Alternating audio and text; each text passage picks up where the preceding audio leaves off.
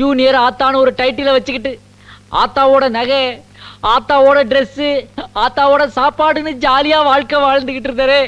இப்ப எல்லாமே ரிவர்ஸ் ஆகி போச்சு.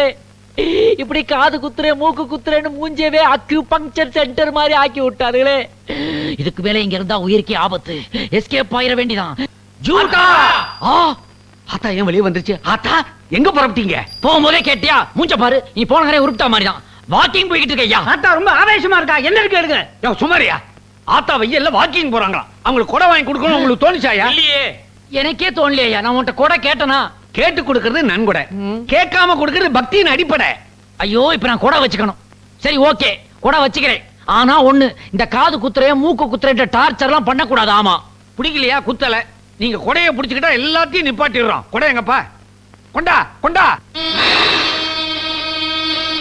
அங்க பாருங்க.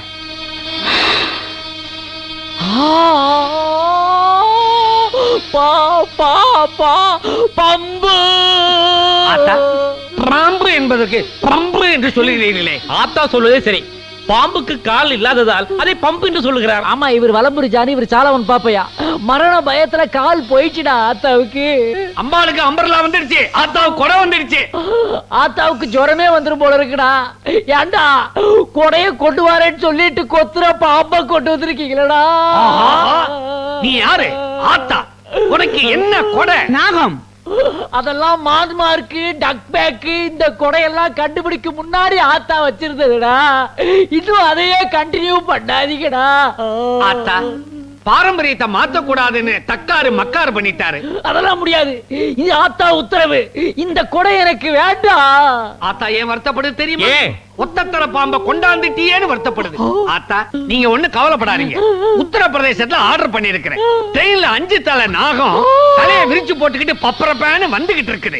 அது கம்பார்ட்மெண்ட்டை விட்டு இறங்கின உடனே கபாலத்துல ஏத்திடுறேன். ஒத்த தலைக்கே ஈரக்குறை நடக்குதுடா. இதுல 5 தலையை கொண்டாந்து ஏத்த போறீங்களா? எனக்கு இது வேண்டாம், எனக்கு இது வேண்டாம். ஏம்பா, இப்ப என்ன மழையா பெய்யுது? வேணுங்கும் போது அந்த கொடைய நான் பிடிச்சுக்கிறேன். இப்போதைக்கு கொடைய மடக்கி வைக்க சொல்லு. தர்மகர்த்தா, தர்மகர்த்தா, நான் வேகமா வாக்கிங் போற மாதிரி வாங்குற ஏற்பாடு பண்ணு போதும். அதுக்கு ஏற்பாடு பண்ணியாச்சே. என்னது?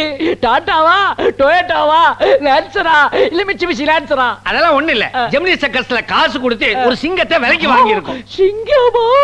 ஆத்தா நீங்களே சிம்ம வாகினி தானே? இவன் எவன் சிம்ம வாகினி விஜயா வாகினி நேரம் தெரியாம பேசிக்கிட்டு இருக்கா? சும்மா இருங்க சாமி. ஒரு 4 நாள் பட்னியோட அந்த சிங்கம் நாளைக்கு வரப்போகுது. அது வரைக்கும் பாம்பை நீங்க கொடையா வச்சுக்கிட்டு பக்தர்களுக்கு எல்லாம் காட்சி கொடுங்க. அதை கொண்டாந்து பிக்ஸ் பண்ணியா.